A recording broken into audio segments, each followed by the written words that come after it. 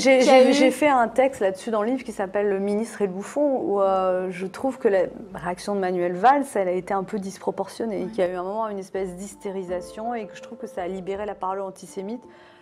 Voilà. Après, c'est sûr qu'il fallait réagir, mais je pense qu'il y avait d'autres moyens de le faire que ça. Voilà. Est-ce que vous trouvez à titre personnel je trouve que ça l'a fait, ça a augmenté clairement, si on regarde ce qui s'est passé concrètement, ça a augmenté la fréquentation de ces spectacles. Donc un coup de promo finalement, un coup pour de lui, oui, bah, c'est ce qu'il a dit d'ailleurs, il a dit c'est mon meilleur attaché de presse. Et à titre personnel, qu'est-ce que vous avez pensé, vous, de Dieudonné? Est-ce qu'il est allé trop loin d'après vous? Moi, c'est très difficile parce que, oui, bien sûr, il est allé trop loin et bien sûr, je cautionne pas ce qu'il dit, mais en même temps, c'est compliqué parce que je l'ai connu, c'est ça, même vous auriez bien aimé.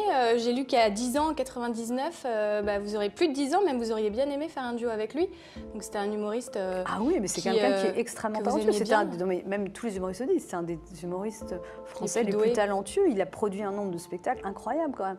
Un nouveau spectacle tous les 2 ans. Il y a des gens qui tournent 10 ans avec le même spectacle. Donc c'est quelqu'un de très créatif. C'est très dommage qu'il soit rentré dans cette espèce de spirale négative, mais bon, c'est comme ça, c'est son choix. Je veux dire, je pense qu'il a eu un moment, je me souviens d'avoir eu une longue discussion avec lui à Montréal quand tout ça avait commencé. On était au Festival du Rire, on a pris un petit déj, et voilà. Et puis il y avait, et voilà, Bedos avait dit Dieudonné, il est camerounais, mais il est breton par sa mère, qui a un côté tête de mule. Mais bon, non, moi, c'est plus quelque chose qui me fait vraiment de la peine en fait, cette histoire.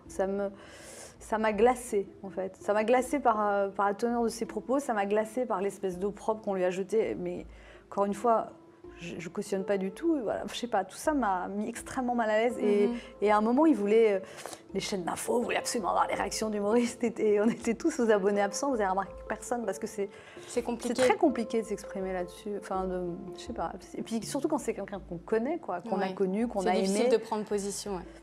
Oui, on condamne, mais après, je sais pas, je vais pas, enfin, je sais pas, c'est un peu. Pas de carton rouge. Et c'était too much en tout cas.